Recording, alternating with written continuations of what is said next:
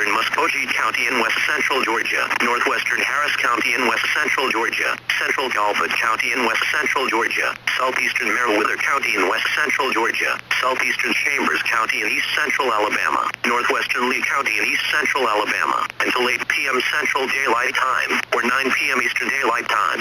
At 6:59 p.m. Central Daylight Time, or 7:59 p.m. Eastern Daylight Time, National Weather Service meteorologists and trained storm spotters were tracking a large and extremely dangerous tornado near Valley, or 11 miles west of Lagrange. Doppler radar detected this tornado moving east at 35 miles per hour. This is a tornado emergency for Lagrange and Columbus. Trained spotters have confirmed damage near Columbus. Take cover now. Hazard, deadly tornado. Source, law enforcement reported a wedge tornado on the ground near Valley. Impact, you are in a life-threatening situation. Flying debris may be deadly to those caught without shelter. Mobile homes will be destroyed.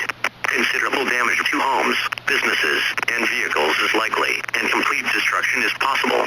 The tornado will be near Lagrange around 7:10 p.m. Central Daylight Time, or 8:10 p.m. Eastern Daylight Time. West Point around 7:20 p.m. Central Daylight Time, or 8:20 p.m. Eastern Daylight Time. Lennet and Valley around 7:25 p.m. Central Daylight Time, or 8:25 p.m. Eastern Daylight Time. Pine Mountain around 7:35 p.m. or 8:35 p.m. Columbus around 7:50 p.m. or 8:50 p.m. and Waverly Hall around 8 p.m. or 9 p.m. This includes the following interstates: Interstate 85 between mile markers 1 and 35, Interstate 185 between mile markers 1 and 15. A large and extremely dangerous tornado is on the ground. Take immediate tornado precautions. This is an emergency.